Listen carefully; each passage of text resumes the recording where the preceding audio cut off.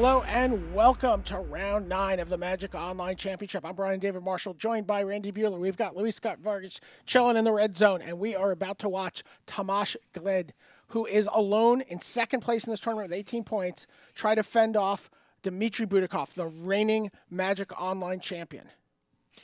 Yeah, and Dmitriy Butakov has quite the deck. We caught just a glance of this during the deck build after the draft. He's got 3 copies of Grey Merchant of Asphodel. But he also has a copy of Brimaz. Yeah, and he's also got Brimaz. So the mana's a little bit sketchy. I mean, he's got 9 plains, 8 swamps, because, I mean, that's kind of the best you can do here.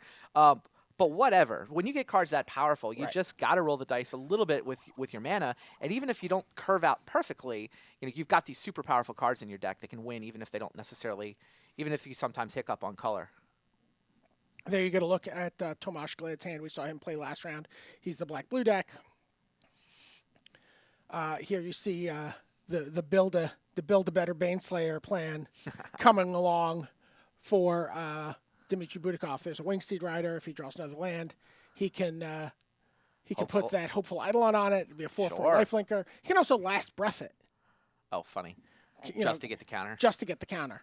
Yeah, you get to target it, you get the counter, but then Last Breath can't kill it because it's got more than 2 power. Oh, there's the land. Right on schedule. This has got to be Hopeful Eidolon onto Wingsteed Rider, right? I think so. I think you have to. I mean, he's looking over go for it here. 3 islands, so I mean, Voyage's End is annoying, and that's exactly what's going to happen to him. But you got to go for that, and it's not a catastrophe. I mean, you're kind of up a card, you're just back a lot of tempo.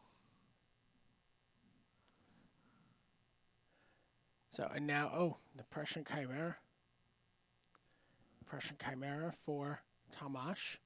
That's gonna. We saw that was a card that was doing the bulk of his work for him. Trying to. So he just replays Wingsteed. Right. And he's got the Mortal's Ardor here, so he can actually secretly ambush, kind of do a sneaky ambush here on the Prussian Chimera. If Tamas attacks with it, which I'm not sure he will. He doesn't. He's got to play defense. And if you attack into Prussian Chimera, it's a little more obvious that you got to trick up your sleeve. And you see his hand is just a defensive wall. Yep. 2 return phalanxes. Oh, is he forcing an attack? What's he forcing an attack? Oh, he's forcing the Battle Priest? Yeah. Interesting. And Wingsteed comes in for the ride. So he might lose the Chimera here. Oh, there was a Divine Verdict. Oh, I didn't see the Divine Verdict. No, that was a freshly drawn card. Butakov's deck looks awesome. Defending champ says, I want to go back to the top 4. I'm going to win this draft pod. I'm going to be right in position going into standard. It's kind of a clunky ground wall there for Tamas Glied. Right. Needs another swamp to be able to make multiple plays. Yeah, he just gets to pick one guy and play it. Will not have the 2nd black mana for regeneration on any of those.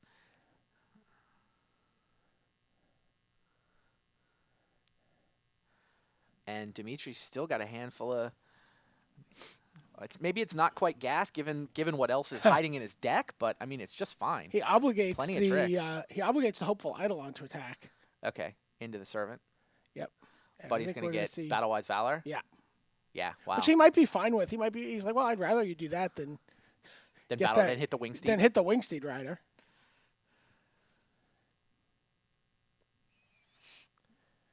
Dmitry puts a card on the bottom of his library. Here's Prussian Chimera number 2. Came off the top. Shipwreck just attacks. It's got no good block. He's not willing to risk a block of Hopeful Eidolon. But it gets eaten with the Last Breath. Yep.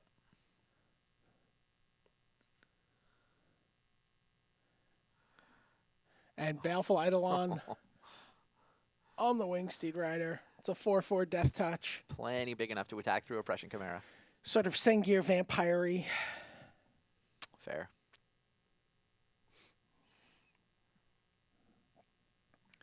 Rescue from the Underworld, kind of just chilling there in his hand. Not really much to do with it. Reload later if we need to. Wow, just grip full of black cards for Tamas Glied and only the one source of black mana. He bestows the Nyxborn Eidolon onto the flyer. Yeah, he's trying to, man. Yeah. Dimitri's going to attack into it. I think Tomas has no choice but to call this bluff, and he gets blown out by Mortal Zardor. Yep. I don't think he had a choice. He's Right, got to ends up call with it. a 6/6 Wingsteed Rider. Oh, and there's Grey Merchant #1. Jeez. Yeah, Tomas had to hope that was a bluff and call.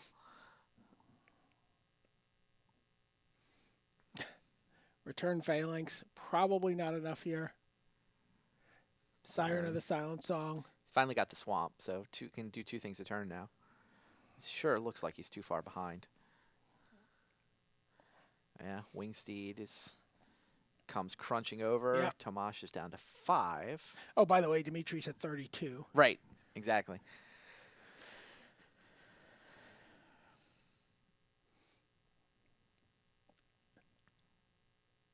Another Return Phalanx. The ground is covered. Yeah.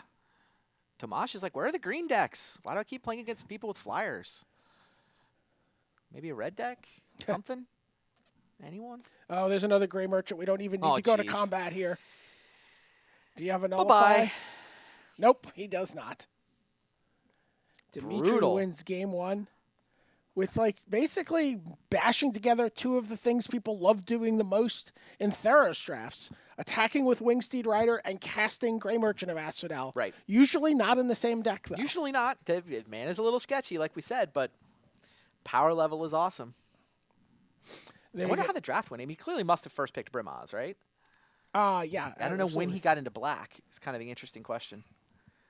Like, he clearly was correct to move into black. I mean, the fact that he's got 3 Grey Merchants, he Right. can't have opened all 3 of them. He only opened 2 packs at Theros. I don't know how many of those he opened versus how many got passed to him, but black's definitely in this kind of interesting spot in Born of the Gods drafting, where if you can situate yourself in black and get people to pass you Grey Merchants, you get decks with just crazy high power level, and that's exactly what Dimitri's done. All right, sounds like these guys are already into the next game.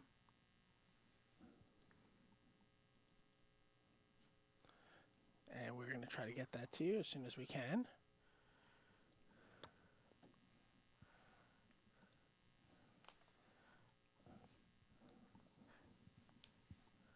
Luis, are you capable of getting into the game 2 here?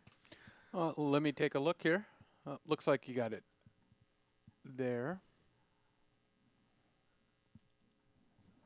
Yep. And there's a hopeful Eidolon.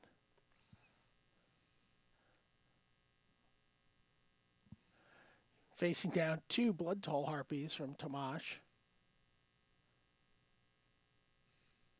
He's just going to kill one of them with Way to the Underworld.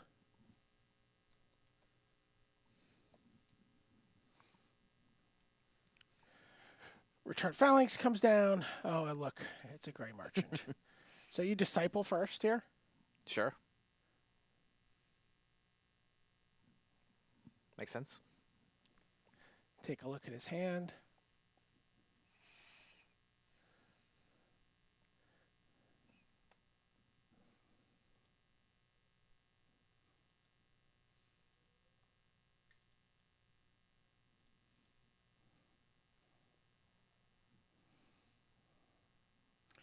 Okay, I think we can get a look at the players now. There you go. Took out a Pressure Chimera. Yeah.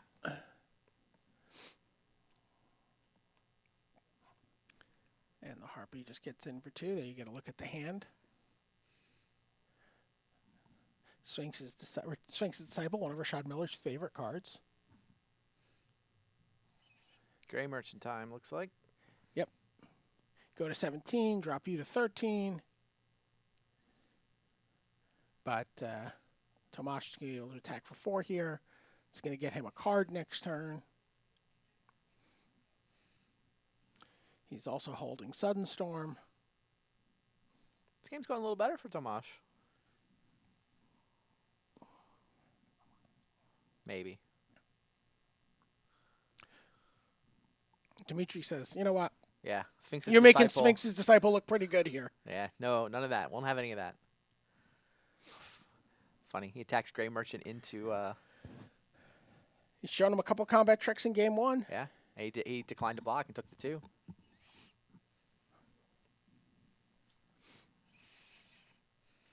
Springleaf Drum. Wow, that last breath on Sphinx's Disciple took all the gas out of Tomas's draw. Now he's just got like a 2/1 flyer and a Sudden Storm. That doesn't seem like it's going to be good enough. Evangel on the other side now. Grey March is going to keep attacking. Yeah, ready to block and why yet? not? No. All right. All right, I'm going to make a bunch of guys.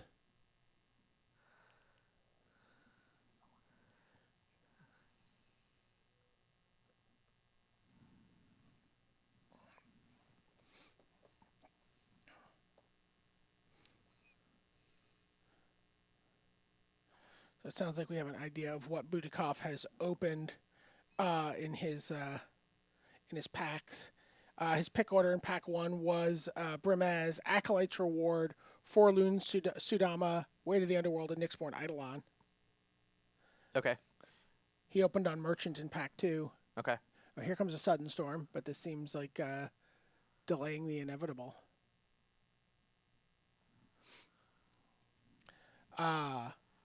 And then in pack 3, he got a Grey Merchant pretty late in pack 3. He opened Ordeal of Erebos, but took Grey Merchant.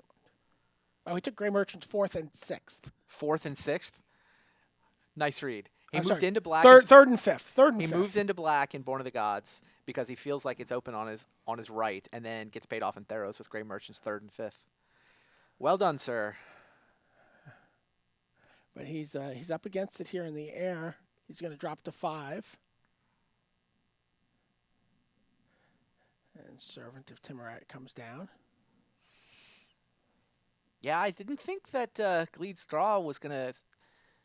That Blood Toil keeps chipping away. I mean, it felt like when the Sphinx's Disciple went away that might take all the gas out.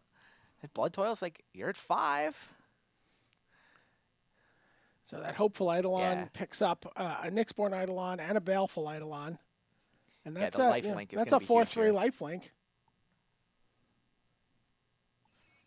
Right, that will he'll be gaining life faster than Blood Toil can chip away. Regenerate the Servant. And I think, are we going to see the Mortal's Ardor take down? Yes, we are. Finally take down the Returned Phalanx. Finally risked a block. No, yeah, I had it the whole time. And that gets Dmitriy up to 11. But Tomas still at 14. Yeah, Dimitri's down to Ray of Dissolution in his hand, which doesn't have any targets. Viper's Kiss.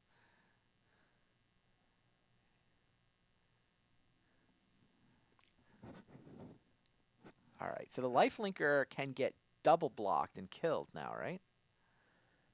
It can. Maybe that's worth it. He's basically trading just the Hopeful Eidolon. What are the two? One of them is a Nyxborn Eidolon, right? What's the other thing on there? Baleful Eidolon. So those two would both fall off and stay in play. Yeah, all right. Get in there. If you're going to double block and take out my Hopeful Eidolon, I'm going to hit you with everybody else. And There's then a lot I'm of one-power guys, but they add up eventually, right? And then I'm going to kill your flyer. 5 one-power guys and a Grey Merchant. He could have also Viper's Kiss the Servant.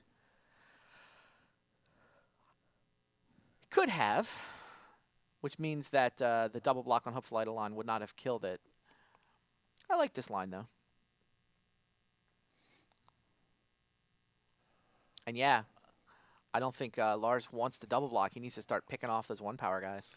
Falls to 5. Picks off a power one-power guys, falls to 5. Now Viper's Kiss is probably going to take out the Blood Toil Harpy.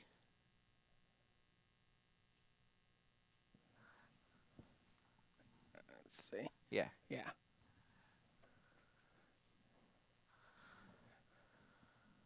There we go. So Servant drains a little bit.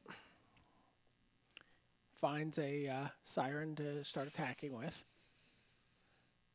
Still can't outrace the lifelinker, though.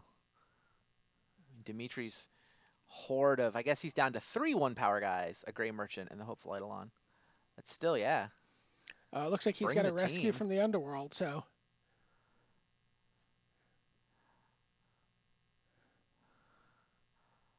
Yeah, block. He feels like he has to trade Sure. Siren for a 1/1. Sure, and this is great. His He still takes 3. Right, and his Evangel's going to die, and now he can rescue, targeting Gray Merchant Oh, jeez. and Evangel. The dream of black-white players everywhere. Got there.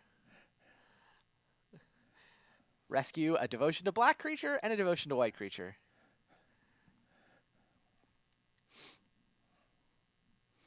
Right, put in the Gray and Gray Merchant. Yeah, wow. Nice.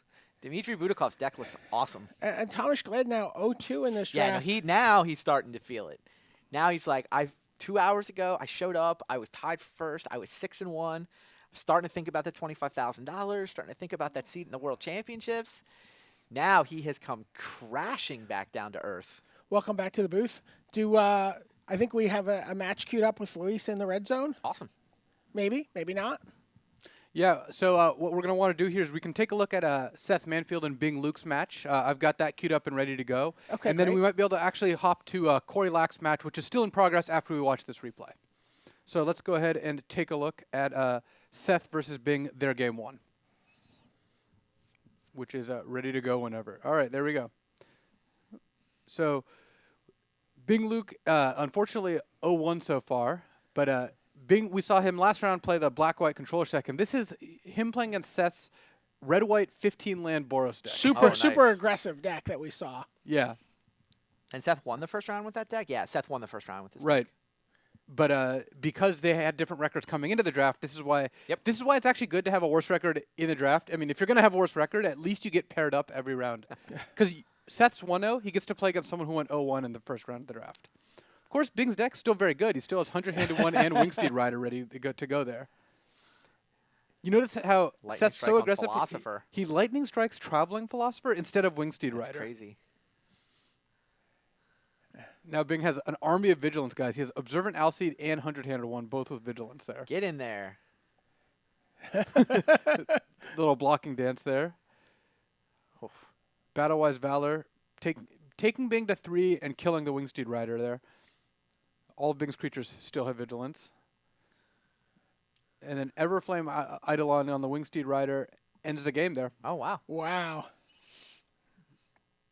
Unless Bing has an answer, and he does not. Yep. So that was game 1. It was a fast match. I mean, there's a reason that they're done. And even though Tamash's match was also very fast, Yes. Bing and Seth finished very, very quickly. Right. We do have Gabriel Rogenzer versus Corey Lack queued up here. All right, if you want to go to that, their match is still in progress, so we get to see Corey and his Kiora deck ready to go there. No, we can't watch on anything but the Red Zone computer. Oh, All right. okay. Sorry. Well, we'll take a look at Bing and Seth here as they play their game 2. Looks like it is still in progress. I'll go ahead and queue up a different game. Why don't you get us the Corey game as it's going on? All right, we're just trying to figure out which computer, but sounds. I have the Corey game queued up, so either way works. All right. Well, why don't we put it up on Luis's computer? All right, we're here on the Red Zone. We've got Corey Lack against Gabriel Rogazner. It's early in the game still. Last breath, taking out Scourge of Skull of Vale there. And that was the same Scourge that Corey used against Bing to great effect, making it a 15-15 in their first game. That's all. Well, not this game, unfortunately. Yeah.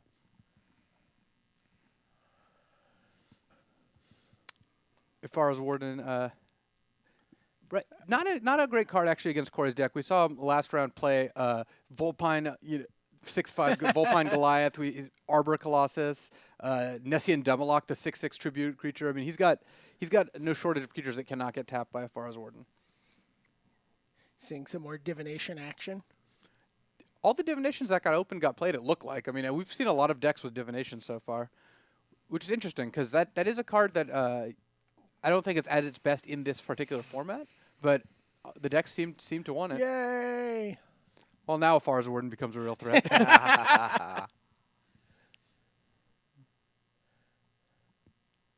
Oh.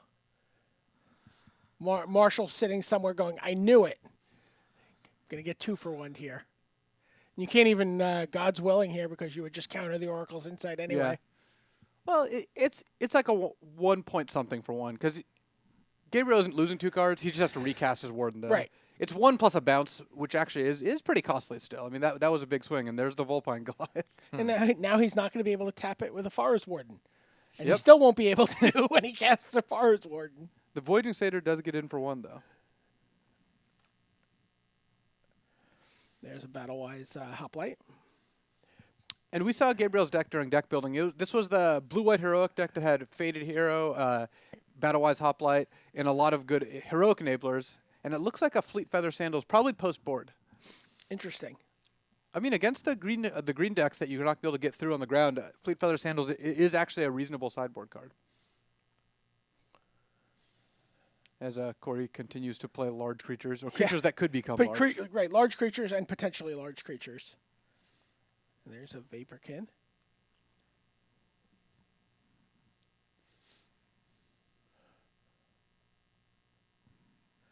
Yeah, no Gabriel's 7 lands. And Corey's deck is an interesting mix of, he has all the giant creatures that we've seen, but he also, as we saw in the last match, has Fate Foretold, Karamitra's Presence, or Karamitra's Favor, a lot of good heroic enablers. Wave Crash Triton, Triton Fortune Hunter, Setessan Oathsworn. So Corey has kind of 2 angles of attack there that don't necessarily synergize well. Putting Fate Foretold on your Volpine Goliath's not exactly where you want to be. But his deck, the card quality is very high. Dissolve, Divination, Voyage's End are the spells he's played so far, and Voyage's End is awesome. So Here's a Biden of Vasa from Corey. What do you... he can't attack here. he's going to be able to put Fleet Feather Sandals on the Hoplite and smash, but Corey can attack back for, it looks like 10 damage if he has nothing. So Yeah, okay. Gabriel's, I think wisely choosing to stay back. There you get a look at Corey. Corey has a couple combat tricks in his deck, and if he has one here, I mean, that is just about lethal. Even if he doesn't, this is pretty bad for Gabriel. Yep, here comes something. Oh, a Lash of the Whip? A Splash of the Whip. A Splash of the Whip, yeah. That and apparently that's enough for lethal. Or enough for, at the very least, Gabriel to Yeah. take his ball and go home. So, all right, so that was a pretty interesting match. We can actually take a look at Lars Dam versus Ansi Alkio, which I've got ready and going here.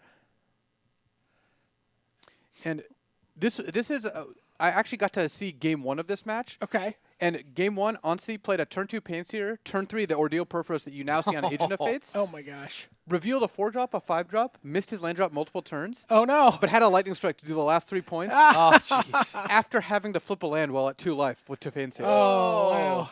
So, and this game looks pretty brutal also for Is that for an Lars. it's an Agent of Fates now? Yeah, That's- it's an Agent of Fates There's a with Triton 2 Fortune Hunter in the graveyard. with 2 Ordeal counters, followed by a Stone Shock Giant. So, this is going to be pretty fast. Yeah, and Ansi did win his first round as well. So this is against Lars. This is Right. Lars at the top of the Swiss. These guys are actually 6 points apart in the standings, but they both won the first round. Right, so this potentially pushes 3 players into 18 points. Well, Right. Lars can't lose 3 points. He'll stay at 21. No, but Ansi would go up to 18. Glied stays at 18. Yeah, and oh, Dmitriy goes Butakov, up yeah, to yeah, yeah. 18. And then depending on what happens with Hannes and Andre, Could have we a could have fourth. 4. Yeah, there's Ansi. Luckily, Lars did have the Retraction Helix to stop from just losing immediately to the triple counter Ordeal, but Stone Shock Giant's still a pretty big threat here. And even Fleshmad Steed gets to attack it past the chorus or even trade for it. Do you have to trade for it here? Trading On for it 9? is pretty bad, especially when you have a 2-3 in play, but You going want to to take 2. 7 and go to 2? Yeah, I think you Going got to to 2 trade. is also not great. So he does trade, goes to 4. And replays Agent of Fates. And if at this point, if Ansi has no spells in hand, he's going to have the lands to eventually monster Stone Shock Giant, which is lethal. And if he has spells, Lars is going to have a hard time beating them. Right. Even if Ansi doesn't play any land or spells, still Lars just- is still in trouble, which is generally not the place Yeah. you want And to be. that is the face of someone in trouble. Perfect timing. Yeah. He can console himself with the fact that he's still going to have the most points than anyone in the tournament. Yeah. Right. Since So even a loss here, he is alone in first place. right, Yes. since Tamas, the pair down, did actually lose, so Lars is going to be 3 points ahead of the rest of the field.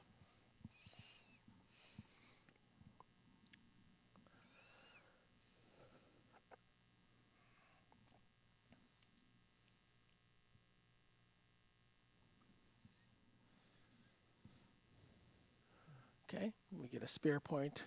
Oriad. Eggs, basket. Yep. He's like, all right, I'm holding out hope that you have neither a spell nor a seventh land. Oh, well. Well, the Stone Shock Oh, takes sorry, 8, eighth land, right. but right. Fanatic of Mogus is the spell that we were worried about. That'll drop him to 1. Yeah. Crunch.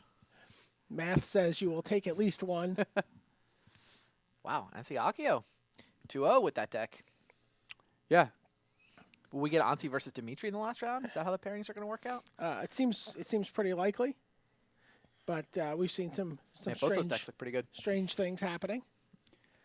And what I've got for you also is Bruno Diaz against Valinario Villanueva. They just started their game 3 here. Oh, okay, great. So that's rolling here. We've got a pretty quick start actually with Bruno's Minotaur Skullcleaver, trading for a way to the underworld after getting in for 4. So neither player has a whole lot on the board, but they've both managed to trade a few cards, and a lone Nyxborn Eidolon is getting in. There's the Prescient Chimera has been a big player in this draft pod. Yeah, I was just thinking, we've seen a lot of Prescient Chimeras get cast this draft. I think all the blue decks we've seen except Corey Lax have had at least one so far. Attacks with the Nyxborn Eidolon. This is an interesting attack. Yeah.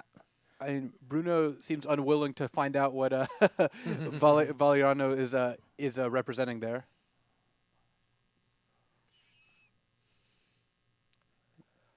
There's a Marsh Mist Titan. For almost full retail. Yeah.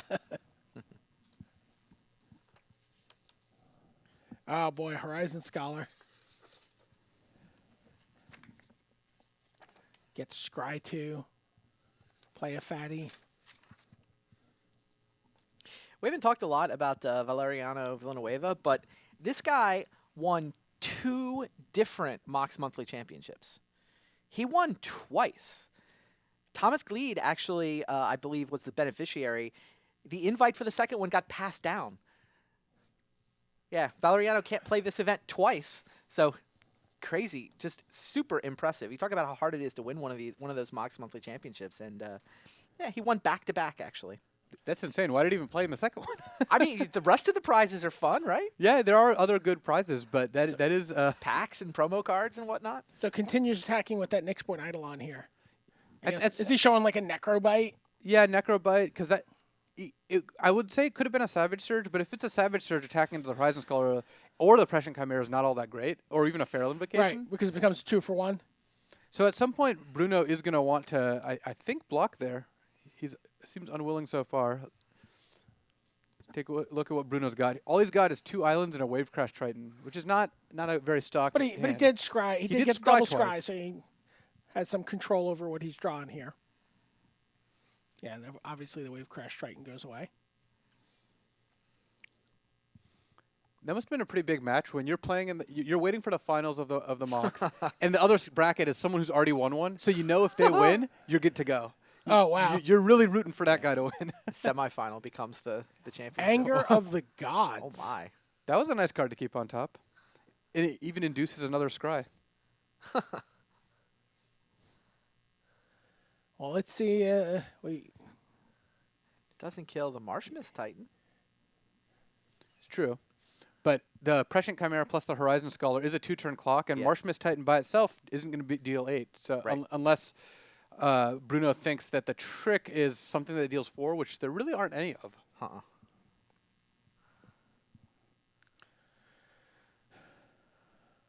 So there is a Necrobite. So now Bruno has to look at taking 6 next turn if he attacks with both his creatures. But 6, given that the Necrobait already got cast, I think that might be a reasonable assumption that there's not another trick lurking there. How many cards? Valor, is he at 0 cards? The trick would have to Yes. be on top of his library. Yep. Yeah. So, yeah, I mean, you got to go for it here. Put you on a 1-turn top deck Right. clock. Can you draw a pump spell? Pump or removal. There aren't a lot of plays here. I mean, this is these are all forced actions. Yeah. Now that Bruno turned both his creatures sideways, yeah.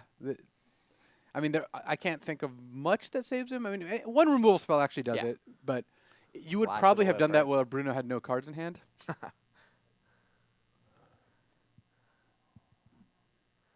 Yeah. Yep. Bruno wins. So we've got one more match to go into here. We've got Corey Lack playing against Gabriel here. So we can see Rogozner here. that sweet blue-green deck again. Yeah, it looks like they just finished, but we're going to go ahead and watch the replay of their game one, which is ready to roll here. Oh, Sweet. great. So, yeah. So this is game one of Corey Lack against Gabriel Rogozner. And we saw part of their game two earlier.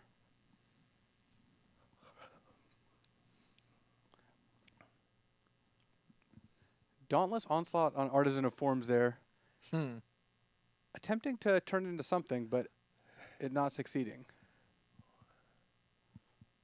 Oh, well, actually, this was the game. We actually watched part of their game one last time. So we're going to go ahead and skip to game two here.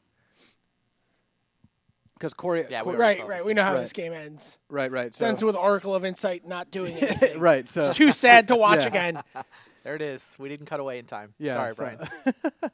Yeah, we didn't want to see that running one more time, but we're gonna go ahead and find another game here real quick since we've got a number of. It looks like the only match outstanding still is Rune and Paul playing. Yeah, so do you have the other game of this matchup, or did we finish the Seth Manfield with the nice 15-line red-white? I think we saw game one with him. We did. We saw game one there, and we've got game two ready of Bing Luke against Seth Manfield Okay. here. So, and Yeah, remember, it's Seth is up a game here. We saw Yeah. him. We saw his pretty quick start. Trounce being there, but this is Lars Dom against Ansi Elkio. It looks like we've got a replay lined up at some point, or interview lined up at some point here. But All right, so we'll go to that after this. okay.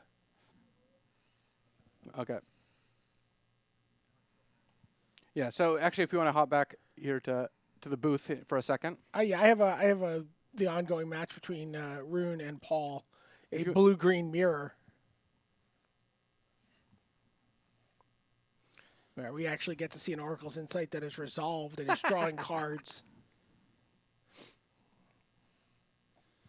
You'd kind of love to have that Oracle's Insight on the Ferris Band Tromper here, right? But you got to put it where you can get it. So he has a flying 4/3 tap to draw scry Satyr Hedonist. Crazy. I wonder why the Oracle's Insight wound up after the Nimbus Naiad. He I may guess not that have had was- anything, yeah, just the way You'd the rather cards have were- it on the Ferris Band Tromper. I got to imagine the Ferris Band Tromper was drawn all after the Oracle's Insight hit play. It looks like Runa is down to 4 here. Yeah, and a 6/6 trampling, flying Nylea's Emissary is making his life pretty difficult. Sounds like a mulligan to 4 by Paul. Wow. And he's almost got it despite that. Flitter Step Eidolon.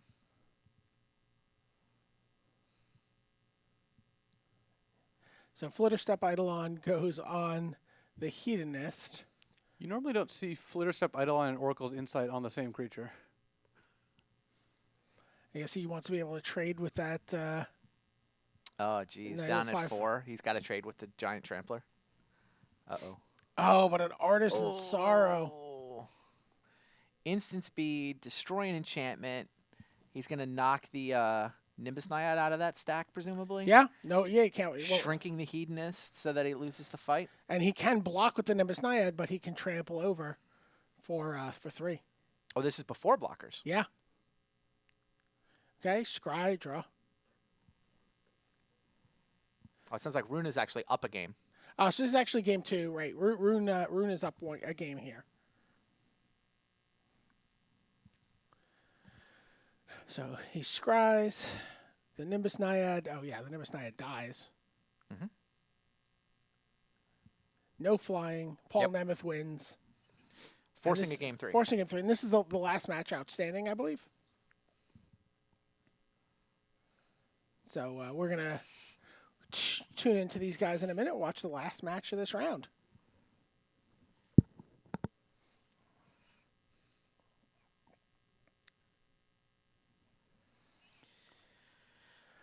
So, and then as soon as these guys start, we'll be able to go over to them. Who won the match? Did Seth Manfield win with that deck? Yeah, so Yeah. he did win. He beat Bing Luke. Yeah, it's hard to imagine Seth's deck losing a lot. No, I liked his deck a lot. He's 2-0 with it, so it makes sense. He's up to closing in on 500. I think he's up to 4-5 now with the 2-0 today. Yesterday was not kind to him.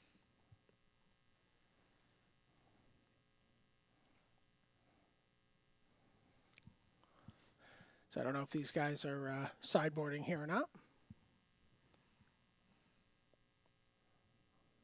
But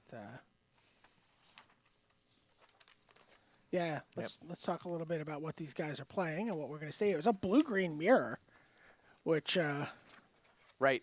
not something you see happen very often. You know, there's usually one blue-green player at a table. How often do you find a blue-green mirror match, Luis?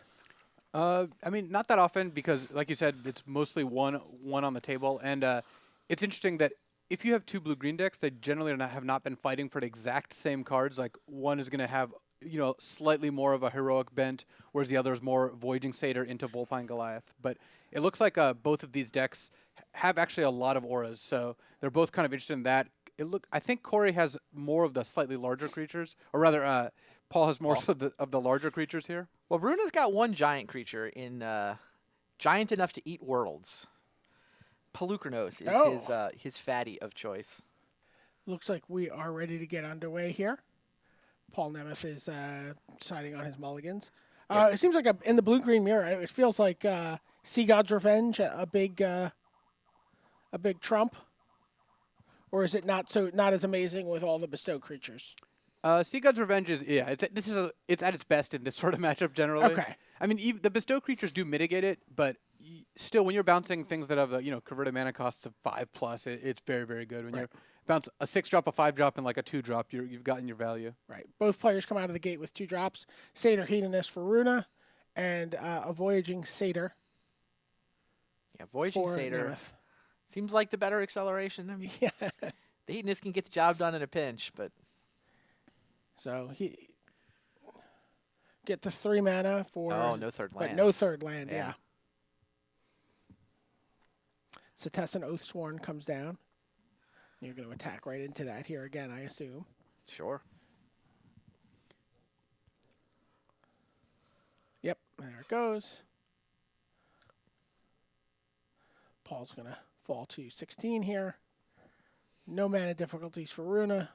Yeah, I think He Paul's adds deck. a Sedge Scorpion. Wow, that's good. Yeah, Paul does have the more heroic of these. He's got 2 copies of the Oathsworn. He's also got a Staunch-Hearted Warrior in there. Not a ton of ways to enchant them, but, enough to make them good. Runa's the more just kind of good stuff. Green, blue, good, solid bestow. creatures. I mean, Bronze Sable still made the cut, which usually green can do better than that for a 2-drop, but... Oh, he's got Satyr Hedonist, which is essentially a Bronze Sable for him in this matchup too, right? Fair. Paul's only consolation is the 2 cards he played are better than the 2 cards Runa's played, but he's only played 2 lands versus 4 and doesn't have a second color here. So, if Paul does draw 1 island, the Voyaging Satyr gives him access to double blue immediately, at least. Runa does have 1 Oathsworn of his own, so he's not devoid of heroic, but... In addition to Pelucranos, his curve has got a Nemesis of Mortals, Snake of the Golden Grove, Nessian Asp. Nice. Doesn't have the ability that the red player has to make that turn 3 Nemesis Immortals off of the Hedonist. Sure. All right, keeps working his Satyr.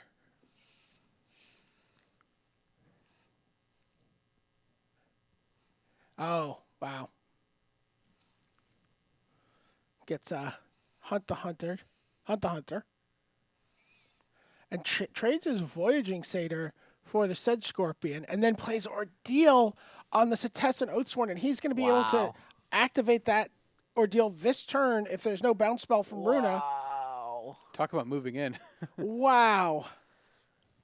Yeah, he threw 2 cards just to get Sedge Scorpion off the table so that his ordealed creature wouldn't Gets die his, to the Death Touch. But gets his guy to be a 4/4, gets up to 4 mana, yes, which is so Seems important. completely correct here. You know, it's a risky play, but what Yeah, is he he could going to have done do? the ordeal for 2 lands and then traded with the Sedge Scorpion anyway, but this seems right. He winds up with the 4/4 Oathsworn. Wow. 4:44 on his clock. Oh, Relatively yeah. early in game 3. Might be relevant. I mean, Runa's definitely up time. I mean, Paul did tank a bit on that turn, and rightfully so. When you're trading 2 cards for a Sedge Scorpion, it's not an easy decision. But from here on out, you don't get to afford too many more turns of thinking that long. It becomes a luxury.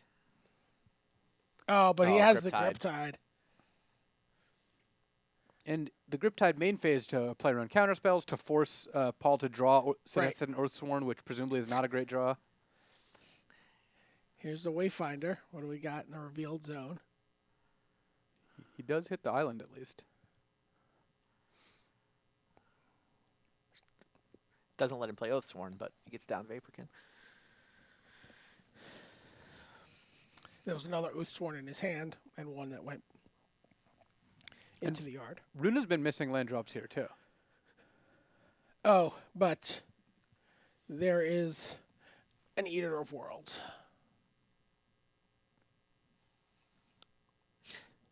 His opponent has a couple of 1 toughness worlds. Play the third 1 toughness guy here. Tiny islands. Delicious morsels of worldness. Runa really needs a 5th land, though. I mean, 5th land lets him eat 2 1 toughness creatures with Pelucranos. Yeah, and Runa's not really under much pressure. He's getting hit by Vaporkin. That's about it. So even if he misses, as long as Paul doesn't have another good play here, which Paul likely will. Paul's been stalled on lands. At this point, this is the first turn where Paul has access to 5 or more mana. So I would imagine Paul's going to play something pretty reasonable here. If he doesn't, he's in trouble. If he does, they might still have a pretty good game of it here. So in comes Vaporkin. Passes the turn. Yeah, he went into the tank again there. Now he's 336. So does he have a Griptide? He must have something, right? I mean, he could have. Oh, there's the 5th land. But Pelucranos' monstrous is nerfed if it's not in play when that monstrous ability resolves. So. Correct. At that point, going for it could be risky. Yeah, Yeah. you play Nessie and Asp instead. Yeah, this plays into counter spells, but plays around bounce spells. This is a much better line, I think. Yeah. He's going to wind up with 1 large creature either way here. Rune must have something. He's going into the tank again, though. Now he's down to closing just in on 3 closing in on minutes. 3 minutes. Yeah. He's been thinking each Lets of it these resolve. turns. Is he holding the Sea God's Revenge? Which, I mean, is how you end up with 3 minutes, is if you think every turn for, 30 seconds. Right. Especially when you have a long 3-game match with a lot of turns in it. Paul, when we talked to Paul, he said he is very worried about, always making the right play and will spend a lot of time thinking and tends to be the last person done in all of his drafts and matches when he's playing online. Well, it certainly is here. Yeah. Yeah, he also said, though, that when he needs to, he claims to be capable of just turning it on. Like, he'll tank, but he's got a chess background, Well, and he he's- played a lot of speed chess. I mean, his Magic Online name is actually Zweischenzug, which is a chess move. All So right. Paul explained he believes that speed chess background gives him the ability that when the clock does become relevant, he's able to just make quick decisions accurately. He was holding the Griptide, and Griptide's the Pelucranos at the end of the turn. Has this Setessan Oathsworn, but no attack. Is he sitting on Nullify here? He's representing it, but if he had a nullify, Wouldn't even nullify the Asp and then Griptided? it seems like that could have happened. though. Although I don't That know, only Griptide- gets in 2 from the Vaporkin. So yeah, maybe he could plausibly be holding a Nullify here. You know, feels like he's got a couple turns of chump blocking on the Asp. I don't know. Maybe some more bounce. Maybe he's got a Sea God's Revenge. Doesn't seem like he'll have enough time to win here. Here comes Polychronos. Is there a Nullify? No Nullify. No. I think Paul, time aside, I think Paul's not beating this board. I mean, Polychronos is giant. Nesting Asp is also giant. Blue-green does not tend to have a ton of long-term answers. Ordeal onto Vaporkin while he can't kill it with Polychronos. So he'll get in for a couple damage in the air. Is he playing? You said Paul has a Sea God's Revenge, is that right? He does. I mean, that could be what he's playing for. Gotta deal 14 though. 11 more. If Paul has a Voyage's End here and Yeah. Runa leans too much on tapping out for Polychronos after attacking with Asp or something, but that does not seem like a likely scenario. But he can also activate Polychronos before deciding to attack. Or he can just attack with both and force Paul to do something. I mean, Paul's at 5 here. Right. Yeah, Polychronos is already lethal. Can he Polychronos to kill both the blockers? Oh, no. He's Oh, just gonna, Sudden Storm. Jeez. Oh, That's perfect. Yeah, that should just be game here.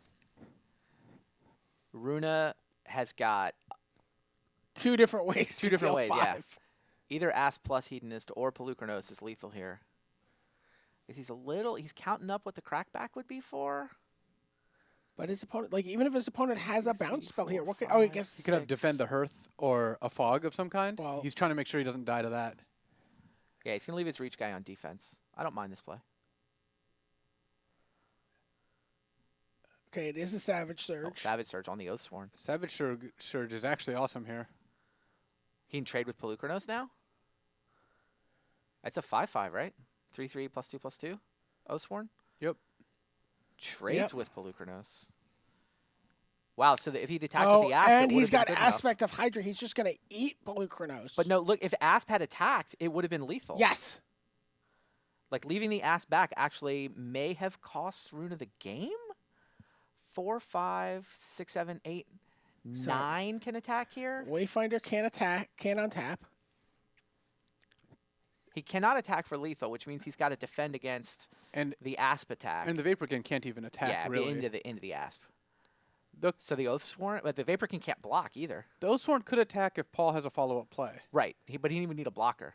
How about Annihilator's Emissary? How about, +3/+3 and trample? Now the Vaporkin can attack. And now they're both And now lethal. they combine to be lethal. Oh, he should have. He really does want to attack with both there, especially with the he minute on loses the- to he loses to tricks. But This play, Runa can't really have too much of a trick, right? we'll see. How about flying? Bang! Oh, There you go. This was a Wow. close game. That was a very close game. Runa wins. and Runa, and that gets Yeah, that's Runa. pod 1. That is pod 1. Right. Both of those players lost their first round. So Runa's now, all right, I'm 1-1. I can still get a 2-1 out of this draft. And Paul is like, he's got that 0-2. Starting to get a little tight. Yeah, I thought I was in this thing. Now I'm 4-5. Sure, and when you're playing to the end of your round every round, Yeah, you get less time to recover you mentally. get, yeah, you've got to go right into that next round now. Pairings are probably going up in a couple of. Well, he's hoping Marshall has a really long interview Yeah. for us. It's like, come on, Mark. There's got to be interesting stuff. Ask him another question. Not sure So- who Marshall has rounded up for us, No, but so I think we have. I think we're going to go right to the interview here with Marshall Sutcliffe on the floor. Hey guys, welcome down to the tournament area. Marshall Sutcliffe here. I've got Dmitriy Butakov with me. Now, Dmitry, you are the returning champion. Yep. And so that means, so basically if you win this event, you get to come back and play the next year. You also get to play in multiple other awesome tournaments. What's it been like for you coming back to the Magic Online Championship? First of all, it gives me the opportunity to win a slot in the Magic Players Championship. Besides all the titles and the money, that's the one I'm here for. So you know, along those same lines, we've been seeing you out at the Grand Prix and Pro Tour circuits a little bit more often here. What have you been playing? I've played a Pro Tour Dublin and a bunch of Grand Prix. It was Antwerp, Valencia, and Vienna. So, would you say that you sort of used the Magic Online Championship victory to put you into that position where you can start playing more live tournaments? Yep, sure. It was the opportunity I was looking for, and now I'm trying to get the best of it. Yeah, I think that's awesome. Get the best of it. I like that. Now, talk to us a little bit about how the tournament's been for you here so far. Yesterday, you were 4-3. Yep. And how did it go? Yesterday or today? Yesterday. Yesterday I had a great deck in Cube, but lost finals. Because my opponent's deck was particularly good too, but it was especially good versus mine one. I see. And then how did Modern go for you? Modern went for me 2-2, 2 wins, 2 losses. Maybe I should have taken a more risky choice and take the Gifts Ungiven deck, but I decided to play more safe, and it failed me actually. Which was Jund. Jund. But you said it failed you. What happened? No, I think the 2 wins, 2 losses record is not what I was hoping for. It's not up to your standards, at least, as the champion coming back. Now, that moves us into today. You've already played 2 matches with your draft deck, and you won both of them. Yep. Now, you have 1 more to go. Hopefully, you pick up a win there, and then you've got standard for 4 rounds. How do you feel about your standard deck? Well, first of all, I'm still a Magic Online grinder, so I'm trying to not use words like talking about the formats or something like that. So about standard, I think I can play it with an acceptable win rate, so nothing special about it now. Wow, you're like RoboCop, man. You're just there's an acceptable win rate, and you have accepted it. Yep. So you have now put yourself in a good position in the standings, though. I mean, obviously you need to have a strong finish. Remember, we're cutting the top 4 at the end of today here, but you've put yourself in a pretty good position. What's your confidence level going into standard? The usual confidence level. Which is very high? Not at all. It's like somewhere in the middle. Yep. All right, looks like we're done down here for the interview. Let's send it back to the booth where BDM, Randy, and Luis await. Hi, everybody. We're going to be back. I think, an update standings right after these messages. Experience Magic Online's Cube Draft. You can draft the same cube used in the Magic Online Championship. Check out mtgo.com for information on the events, or find them on Magic Online in the player lobby's limited tournament queues. Ignite your competitive spark by playing in a Grand Prix. These open tournaments feature the best players in your region as well as the top Magic pros from around the world. Upcoming Grand Prix include Phoenix, Philadelphia, Nagoya, Minneapolis, and Warsaw. Visit wizards.com/Grand Prix for a complete schedule. All right, welcome back to the booth. I know I'm excited about Grand Prix Philadelphia. Always looking for an excuse to get a Herschel's pastrami Yeah, it's sandwich. just a food tour for you. Yeah. It's not even a Magic event at this point. We do. We're almost ready for round 10, but before that, I thought we'd take a look at the standings and see where we are. There's things have started to shape up pretty interestingly. We know Lars Dom is still on top of the standings by himself, But it's tightening up. at 7-2. Yeah, and then 4 players on 6-3, just a match behind him. And those 5-4s are right in the thick of it, too. And again, Pro Tour experience, Pro Tour experience, Pro Tour experience, Pro Tour experience, Pro Tour experience at the top of the standings. And Seth Manfield trying to get over to the left-hand column. Seth Manfield, Bing Luke. He's climbed his way to the top of the right-hand column so far. He's on a mission. Yeah, he's 2-0 here. Ansi's 2-0 with his deck. Butakov is 2-0. Tomasz is on the 0-2. Lars is at 1-1 so far. Runa put up the 1-1 to stay right on the edge of it. I mean, if the cut were right now, we'd see 3 of those 6-3s would be playing tomorrow, and 1 of them would be on the outside looking in. So Hannes Karem has played himself back into position here. He's going to be facing sure. Lars Dam this round, Got it. and with a chance to get a share of first place. Yeah, one of those guys will be feeling good about a 2-1. Yeah. The other one will be. Right. So we could end up with 1 player alone at 24, or up to 3 players at 21. Right. So what are the other matches? Lars versus Hannes. Runa's going to play Tomasz this round on the first pod, and then Paul plays against Andre. But the feature match, I'm glad they picked this one. I definitely want to see how this plays out. I think it's the only 2. It's the 2 2-0s, Dmitriy Butakov and Ansi Alkio. Yeah, absolutely. Again, Ansi Alkio coming off of a top 4, but let's take a look at Dmitriy Butakov first. Just known as Butakov in typical RoboCop fashion. That's all you need. The 2012 Magic Online champion. 14,000 matches played since 2010. That's like what 33,000 matches a year. Sure, 3,300. Yeah. So, 33,000 in a year would be kind of crazy. What's that? That would Oh be yeah, like yeah, Hannes 3,300. Karem levels. Yes, yes. So that would be unacceptable, to quote Sarah Silverman. That's a 60% lifetime match win percentage, and 203 matches played, and a 55% match. What win do percentage. Ansi stats look like? I don't think I've seen it. Yeah, I don't up think here we've yet. taken a look at him yet, but there you get a look at Ansi Alkio. Ansi A. Sure. Been playing online since 2005. But obviously not as there's obviously more to do in Finland than there is in Siberia. I heard him say he's played more Magic in the last sort of 4 months than he had at any point in his Sure, life. I mean this is someone who's been a card gamer. He's played other Yes. games as he found his way to Magic. Yes. Sort of climbed through those ranks. So approaching 4,000 lifetime matches with a 60% win percentage, and obviously just coming off that fourth place. Yeah, at you see the Pro Tour. And then guys. last weekend, he was at the Grand Prix. He finished like 24th, 28th. Right. 20-somethings at the Grand Prix last weekend as well. So definitely a guy who has taken to the paper version of the game as well. I'm gonna assume that he is in the lead for the Finnish World Magic Cup team. Oh, sure. Makes sense. So we'll see him there, but obviously Been he a would decent tradition of good Finnish Magic players over the years. Yeah, it was- dating back to Hall of Famer Tommy Hovey. and Hall of Famer Nikolai Herzog. So oh no, he's Norway. Yeah. So American public schools. Sorry. So Looks like the players are starting to pair up for the round, so shouldn't be too long. See whether what do you think between Dmitriy and Ansi? I mean, both decks have looked really good. I mean, Dimitri's deck is just Yeah, that's where I'm at too. Dimitri's just deck looks insane. looks like it just pushes you from two angles very Yeah, effectively. I mean, other than a color screw, which I mean can happen when you've got Brimaz and Grey Merchant in the same deck. Sure. But you have Brimaz and Grey Merchant right. in the same deck. But it's not the same as having Brimaz and Agent of Fates in the same deck. Sure. You know what I mean? You can play Grey Merchant on turn 7. He's still Right. fine. Right. And then you follow up on turn 8 with the other one you drew. Right. So It's a fine point. the double black comes at a higher point on your mana curve.